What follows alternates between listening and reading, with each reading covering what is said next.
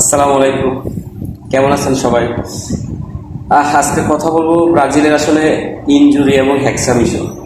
আসলে ব্রাজিলের হ্যাক্সা মিশনের জন্য হ্যাক্সা মিশন কমপ্লিট করার জন্য সবচেয়ে যে বড় বাধা সেটা হলো যে আসলে ইনজুরি।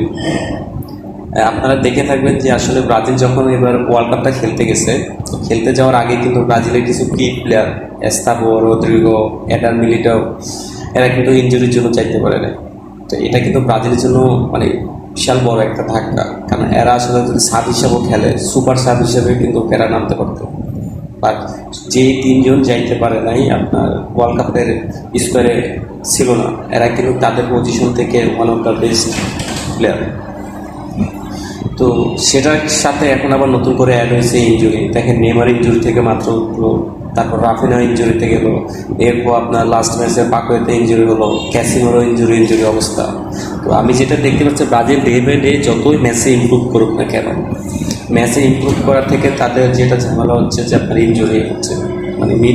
মিডফিল্ড যেটা একটা ম্যাচের নিয়ন্ত্রণ নিয়ে একটা ম্যাচকে যে কোনোটাই বের করে দেওয়া, বা ফুটবল ম্যাচের সবচেয়ে যে পয়েন্টটা মিডফিল্ড, সেটাই যদি আপনার অকেজ হয়ে যায় আসলে, তাহলে আপনার ওই টিম নিয়ে রান করাটা বিশাল টাফ ব্যাপার।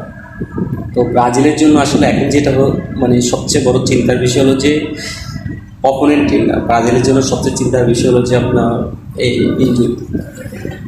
ব্রাজিলের হ্যাক্সা মিশনের সবচেয়ে বড় ধাক্কা এখন হলো যে ব্রাজিলের ইনজুরি, এছাড়া আর কোনো কিছুই। তো দেখা যাক আসলে এই ইনজুরি কীভাবে সামনের ম্যাচগুলোর মোকাবিলা করা যায়। আর আসলে এই ইনজুরিগুলো ব্রাজিলের জন্য অনেক ভাবে। তো আমার অপিনিয়ন যদি আমি বলি, ব্রাজিলের হ্যাক্সা মিশনের জন্য সবচেয়ে বড় বাধা, বড় ধাক্কা হলো যে তাদের ইনজুরি। তারপরও আশা তো হচ্ছে না, ইনশাল্লাহ ভালো কিছু হবে। দেখা হবে রাউন্ড 16-এ। Best of lakh.